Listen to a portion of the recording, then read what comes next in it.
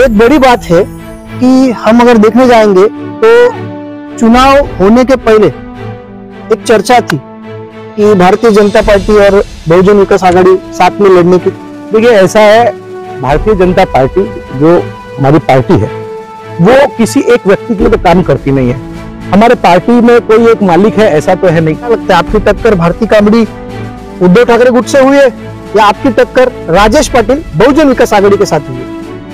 देखिए, सबसे पहली बात तो हमारी टक्कर किसी से है ही नहीं। हम वन साइड जीत रहे हैं। मैंने पहले ही बताया आपको कि लाख मतों से 2 लाख मतों से हम लोग जीतेंगे, तो हमारी टक्कर किसी से नहीं है। रही बात स्थानीय बहुजन विकास आघाड़ी की, तो ठीक है, उनके कुछ कार्यकर्ता कुछ मतदार नालासोपारा वसई विरार में है, लेकिन उतने ही वो सीमित है।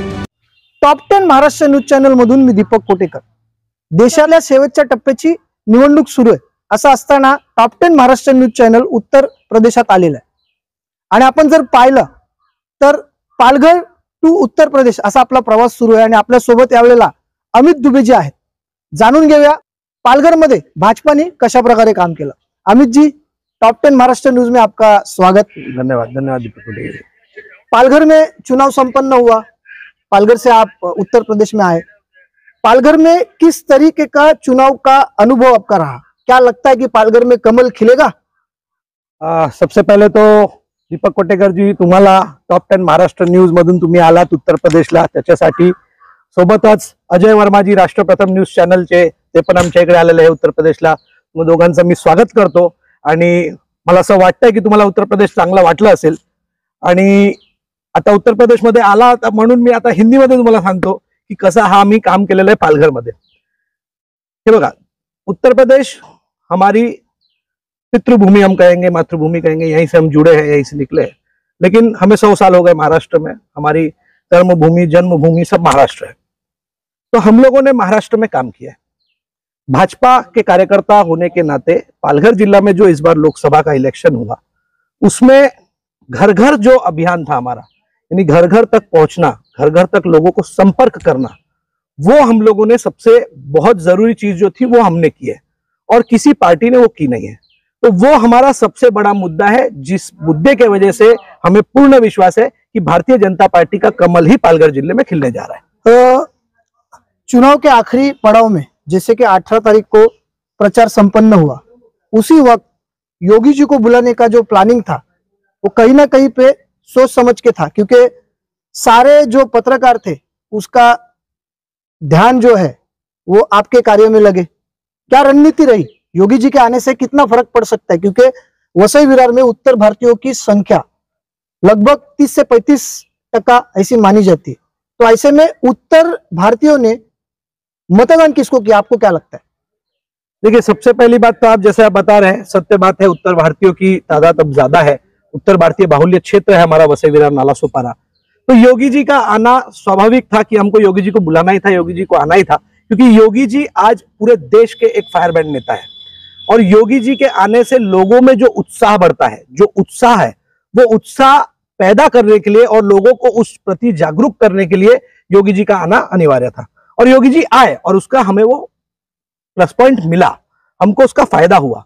और मैं आपको निश्चित रूप से बताऊं कि हर एक उत्तर भारतीय ने, हर एक, वापस मेरे शब्दों पर ध्यान दीजिएगा, हर एक उत्तर भारतीय ने कमल का ही बटन दबाया है। चाहे वो कहीं भी हो, कैसा भी हो, किसी का भी हो, बटन तो सभी ने कमल का दबाया है। अमित जी, चुनाव के दूसरे दिन एक वीडियो वायरल हुआ जिसमें से कुछ लोग ऐसा कह रहे हैं पैसा लो और वोट जो है वो कमल को ही देना है। ये बात कहां तक सच है? देखिए, चुनाव पहली बात तो हो गई, अब होने के बाद कौन सी वीडियो थी, कब की वीडियो थी, कितनी पुरानी थी, एडिटेड है नहीं एडिटेड है, ये जब साबित होगा तभी वो बात हो पाएगी। किसी पे आरोप लगाना ये सबसे बड़ी बात गलत बात है। और मैं तो ये कहूंगा, अगर पैसा लोग दे रहे तो सोचिए हमारे कार्यकर्ता कितने खुद काम करने के, इस पे लोग अपने घर में रोटी 2 कम खाएंगे लेकिन अपने जेब का पैसा देके पार्टी के लिए करेंगे। ये हमारे पार्टी के लोगों का काम है। तो ये पैसा बांटना, ये उन्होंने खुद के पैसे दिए होंगे, पैसे बांटे नहीं होंगे।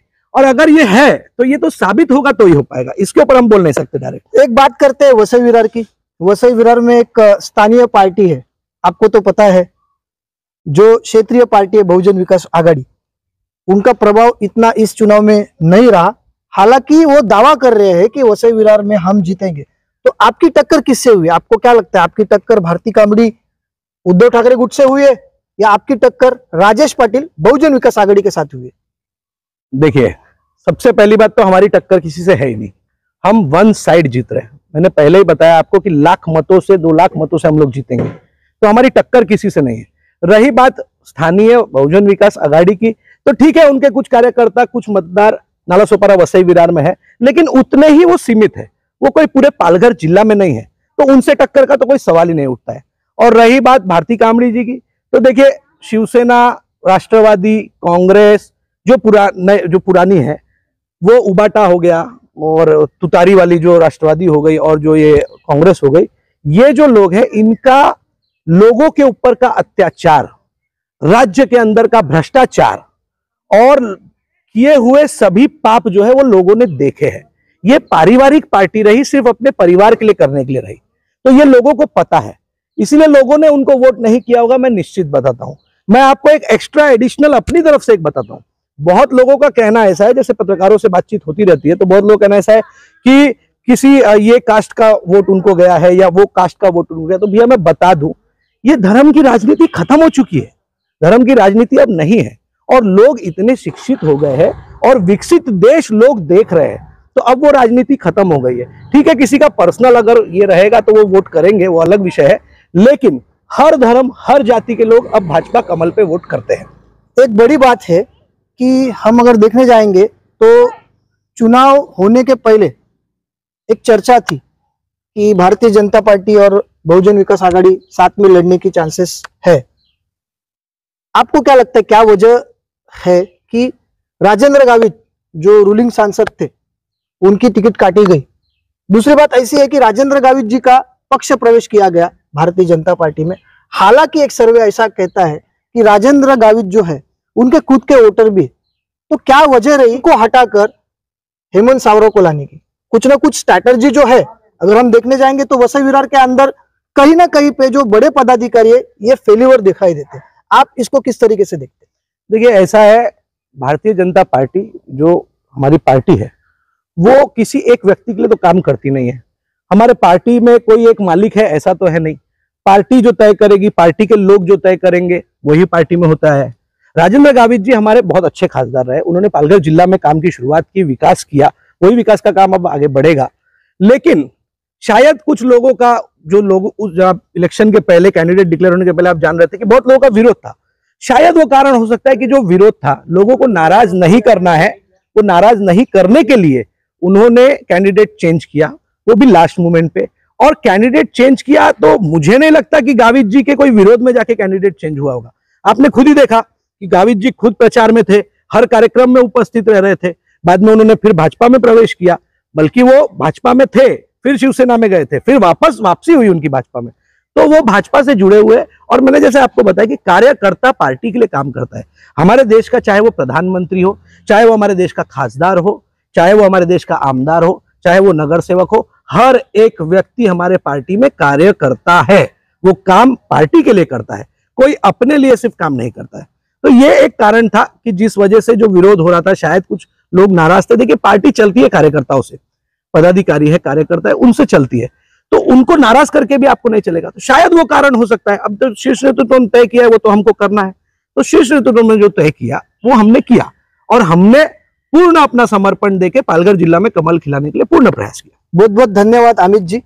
तर हे होते अमित दुबे। त्यांनी असं सांगितलेलं आहे की 4 जूनला विजय हा आमचाच होणार। असं असताना चर्चा काही जरी असल्या तरी याचं उत्तर मात्र 4 जूनलाच कळेल।